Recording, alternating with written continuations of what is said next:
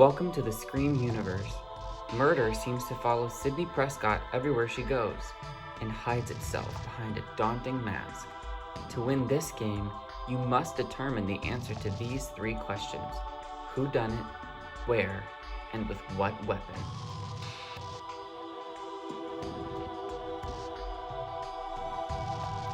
The original board game that will have you asking, who's there? 9 rooms, 6 weapons, 6 suspects, and 1 person behind the mask.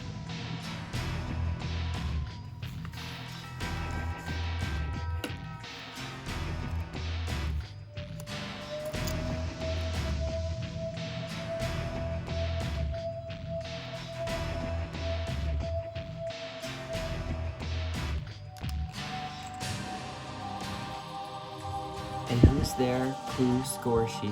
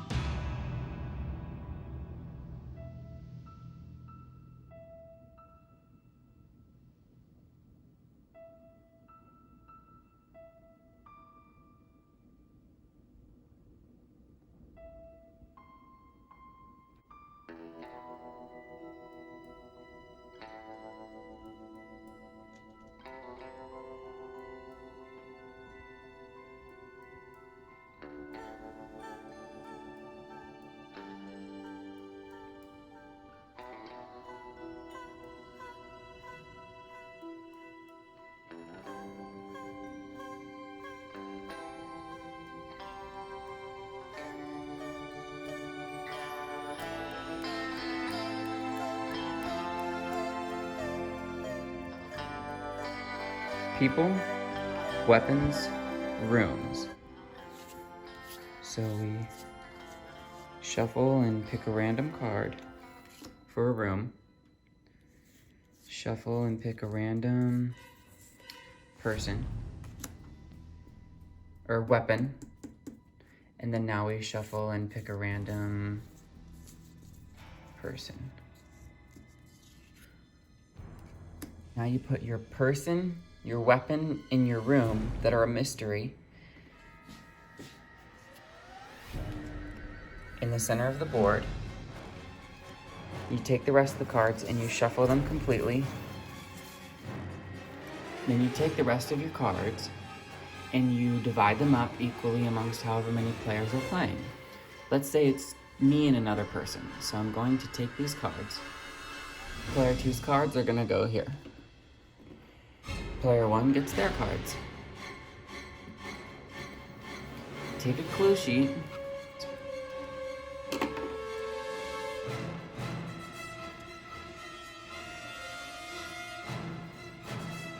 And this is player 2's column. I have to try to guess theirs.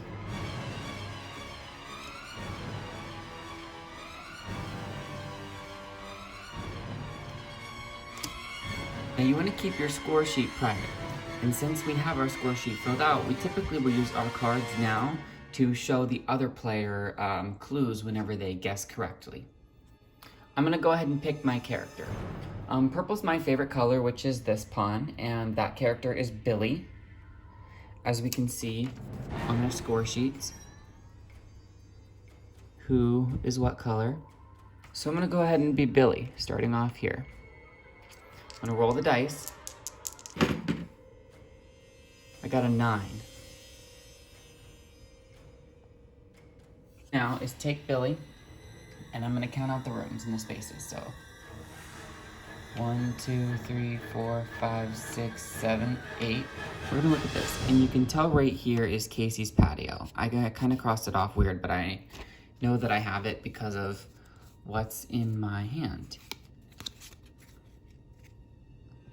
I suspect that maybe Mickey.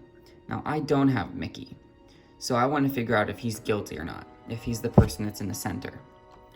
So what I'm gonna do is take Mickey and bring him into the room. Now, if someone was playing as that character, they will start there now, not from here. They get to pick up from whatever room you are called into. Oh, Stu. So on Casey's patio with Mickey, I suspect that maybe, you know what, the noose is already in that room, so we're gonna go ahead and leave it there.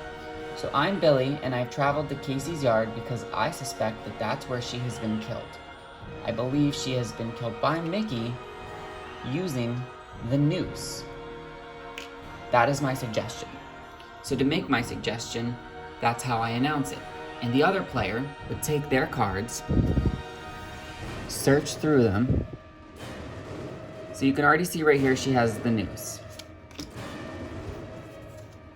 And Mickey. And we have the yard. So we don't know what she has or what this person has. So we don't know if they have the other two or one or maybe none of them. But this person has two of the three things that I have just suggested. So yes, they can keep these in their hands and say, I do happen to have one of those that I can show you. They don't have to tell you how many of them they have. If they don't have any, they have to tell you that, of course, so that you can move on. So this person is gonna make a choice whether they wanna show me the noose or Mickey.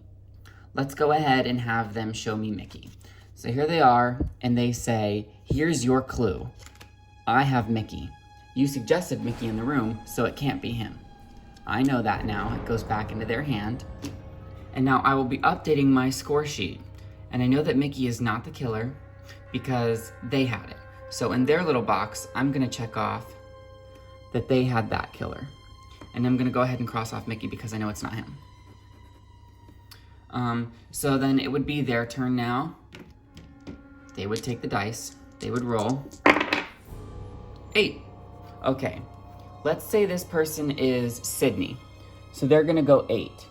1, 2, 3, 4, 5, 6, 7, 8. So it turns out they just had enough to get into the Windsor College Theater.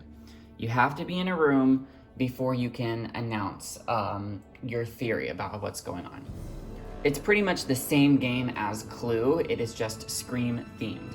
Not everybody knows how to play Clue, so I just figured I would give the rundown. I believe that Casey was killed in the Windsor College Theater by Roman using the gun. Now I will look at my hand, and I will try to tell that person. So far I'm not having any of these. Oh, okay, I have this one. So what I'm gonna do, bring this to the front, and I'm gonna show that character and that clue to the other person. They will then mark that off of their score sheet that I have Roman and that he couldn't possibly be the killer, and then it'll be the next person's turn. Unless you have enough information to make a final accusation. So let's go ahead and jump to that right now. So let's say the game's been going on for a while now. Y'all have been tossing the dice and checking off your score sheets and looking through your decks. So let's say that it's my turn to go again, and I rolled, and I moved to a room, and then I bring the weapon in there. I like the TV. Now this part's literally just for example. This isn't how you play the actual game. But when it comes to the final round, you can't just go into any room ever you want. You have to be able to make the spaces to get there. But let's just say that I made enough roll spaces to get there. So I'm gonna say, I suggest that Stu was killing Casey in Stu's house, and he used the TV.